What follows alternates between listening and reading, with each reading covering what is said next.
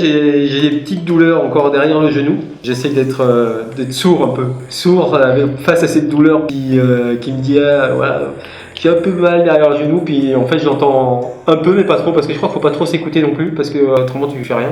J'avais déjà été opéré de ce genou il y a à peu près 7 ans. Pour la même chose, pour le ménisque. Et là, j'avais mis 1 an pour revenir.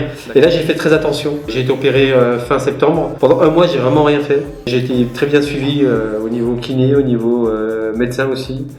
Donc, je peux dire que voilà, je suis à peu près sorti du truc, mais j'ai toujours cette petite douleur.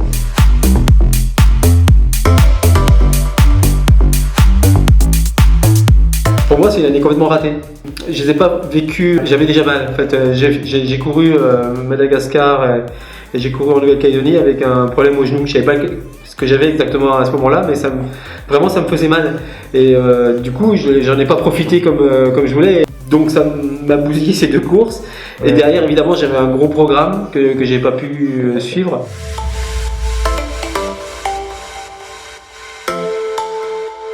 Franchement, moi je suis hyper fataliste par rapport aux blessures. J'ai du mal à dire si c'est lié ou pas. Souvent, j'ai regardé, c'est marrant, dans Google, quand tu tapes Zinzin reporter, la première chose qui vient derrière, c'est âge. Donc les gens se posent la question, quel âge j'ai ? Bon, je vais bientôt avoir 54 ans, donc je suis déjà un sportif âgé. Voilà, j'ai fait 25 ans de foot, j'ai fait beaucoup de ski alpin, j'ai fait beaucoup de tennis. Et plus de l'ultra depuis 10 ans, forcément, je suis un peu usé quoi. Mais en 2016, j'ai cumulé beaucoup d'ultra, mais pas à ce moment, j'ai ressenti un problème. En revanche, peut-être qu'avant, en 2017, à un moment donné, j'ai changé de chaussures. Est-ce que c'est ça qui a provoqué le ménisque a un peu bougé et ça l'a cassé ? J'en sais rien. Je suis un vieux sportif, mais je me sens pas usé. Je sais pas encore exactement mon planning, mais il y aura peut-être le marathon des sables. J'ai jamais couru le marathon des sables, c'est dans 4 mois. Je me dis pourquoi pas. Ensuite, je vais aller faire un ultra aux Açores, au milieu de l'Atlantique, à 125 km sur l'île de Fayal. C'est l'ultra trail des baleiniers. Derrière, je suis engagé sur la 6666 d'Antoine Guillon. Ça sera 3 semaines après les Açores. Donc c'est dans le Caroux. Donc, mais Antoine Guillon il m'a fait promettre qu'il fallait enfin que j'aille chez lui. Donc j'ai dit oui, Antoine, j'irai chez toi. Et puis début juillet, j'ai un ultra en Suisse déjà, l'ultra de Verbier, avant la Swiss Peaks, parce que j'avais envie de connaître un peu l'endroit. Et c'est du côté du lac Léman, enfin ça a l'air magnifique. Puis donc la Swiss Peaks en septembre, alors là c'est avec le gros morceau. Je pense que je vais l'aborder comme le Tour des Géants il y a 2 ans, jour par jour, sans même regarder le parcours. Je veux rien savoir, ça a l'air trop dur. Je vais le prendre tranquille pour pouvoir dormir les jours qui précèdent, donc je vais pas y penser, je vais faire comme l'autruche. Donc voilà, et puis après si ça se passe bien, pourquoi pas autre chose encore en fin de saison, mais ça tu m'avances pas, vas-y, si je suis sur les genoux ou si ça va quoi.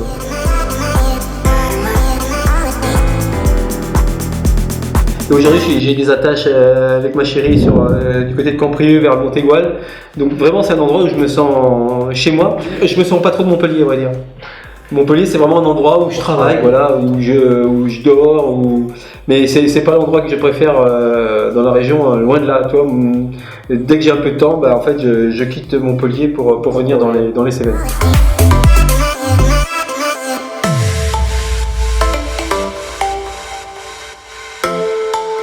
Le meilleur, franchement, c'est subjectif, mais s'il y en a un seul à regarder, c'est le plus long. C'est celui du Tour des Géants, parce que c'est quand même une vidéo qui fait 1h45. Au départ, il faisait 2h30 le film, mais je me suis dit c'est un peu long. Tu sais, souvent on me dit mais tu fais des films trop longs. Mais je dis j'en ai rien à faire. J'ai fait le film de la longueur qui me plaît quoi. Si des gens ont envie de passer 1h45 devant le film, voilà, il y a un film d'1h45. Moi c'est celui que je préfère parce que en fait c'est tellement dingue de faire une course sur 5 jours. Qu'il y a tellement d'histoires qui te passent dans la tête, qui t'arrivent tout simplement que quand on oublie ses bateaux, il m'est arrivé tellement de trucs sur cette course que franchement c'est le meilleur. Puis c'est là où j'ai eu le plus d'émotions, où ça a été le plus dur physiquement, où ça a été finalement facile à l'arrivée.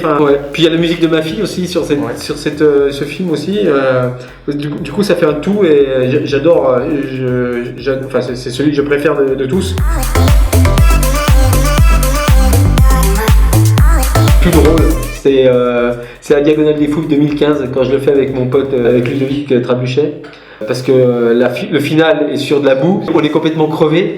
C'est presque de la survie, et c'est du ski nautique quoi. Et Ludo arrête pas de tomber dans la dernière descente sur de la boue. Et franchement, je pleurais de rire quoi. Et lui, il était super vexé en plus. Il était super vexé. Alors, je me foutais un peu de lui, mais lui aussi se fout beaucoup de moi, donc c'est très bien. C'est le tort des géants, ouais. Le tort des géants parce que j'étais en plein drame familial parce que je me suis séparé de mon épouse à ce moment-là et en même temps je faisais ça et en même temps je me demandais ce que j'allais devenir avec mes enfants et tout ça et donc voilà, c'est des moments qui soient particuliers et ça c'était assez émouvant d'être en plein effort physique, d'être complètement perdu dans la montagne et de penser à ça, ouais.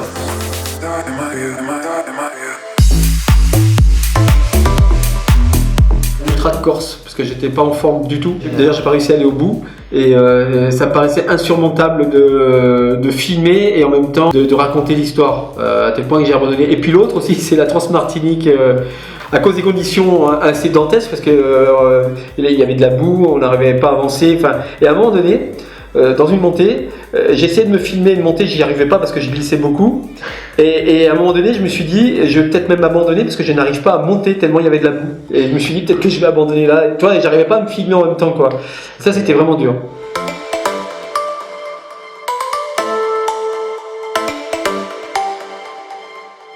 Il y en a où j'ai triché. Quand je dis j'ai triché, c'est que je suis pas vraiment moi.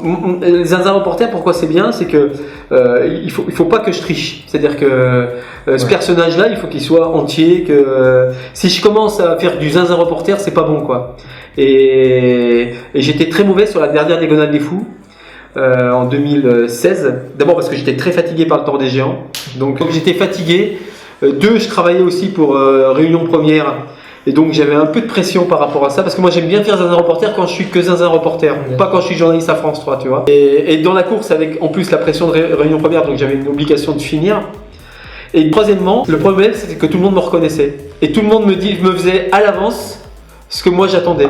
Du coup, je trouvais que les dés étaient pipés. C'est-à-dire que les gens me reconnaissaient et ils avaient envie de parler à Zinzin Reporter. Et moi, ça m'emmerde prodigieusement parce que ça m'enlève un peu le côté naturel. Et donc, voilà, je pense que mon plus mauvais reportage, c'est la Diagonale des Fous 2016. Mais c'est drôle parce que moi, il y a 2-3 followers qui sont assidus qui m'ont fait des remarques par rapport à ce reportage. Je le trouve moins bien, moins naturel, moins... voilà. Non, je pense que je vais le refaire. Mais à chaque fois, je le rate parce que ça tombe au mauvais moment de la saison pour moi. Et certainement, j'ai trop de pression par rapport à ma famille qui est sur place. Et qui chaque fois, voilà, les jours qui précèdent, ils font tout pour que je la rate la course. Parce qu'ils me font bouffer, pour boire. Et ils me disent, ouais, c'est pas parce que tu vas boire 3 canons que tu vas pas finir. Et bah si, les gars, c'est parce que tu bois trop avant.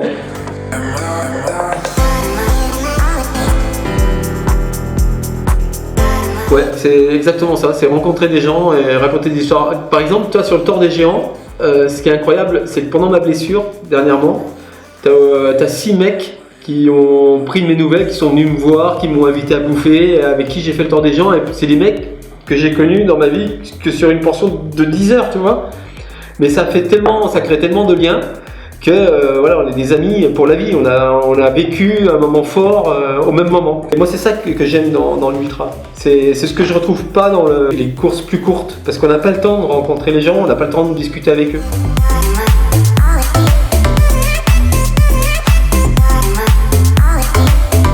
Alors déjà, faut pas trop s'en faire. Moi, par rapport à ce que je vois, j'ai pas que la course à pied dans la vie. Donc quand je cours pas, ça me manque pas du tout. Toi, je suis pas obligé de sortir tous les jours pour me prouver que j'arrive encore à courir. Et même si je cours pas pendant un mois, je t'assure, physiquement, ça me manque pas. Après, une fois que je suis capable de courir, j'ai besoin de courir comme tout le monde, quoi. Voilà, j'ai besoin de pas me sentir gros, de me sentir à l'aise dans mon corps, etc. Mais ça sera jamais une envie, c'est pas un drame. Voilà. Donc, je pense que voilà, c'est ça le plus important pour un sportif amateur, je parle, hein, parce que c'est pas pareil pour un sportif professionnel. Oui. Moi, je reste amateur. Pour un amateur, il faut pas trop s'en faire. C'est que de la course à pied, tu vois, c'est pas grave. Tu peux rester, ne pas courir. Après, bon, c'est sûr qu'à un moment donné, j'ai cru que je pourrais plus courir.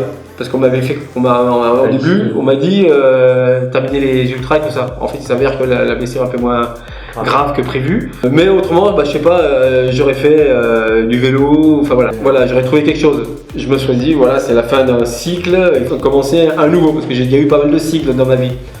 Mais moi, ce qui m'inquiète souvent, c'est les gens qui courent beaucoup et qui font que courir. Et tu sais, c'est un enchaînement. Non, c'est pas bon. Si tu cours uniquement pour ton équilibre, c'est pas bon. Ça veut dire que tu as un déséquilibre quelque part.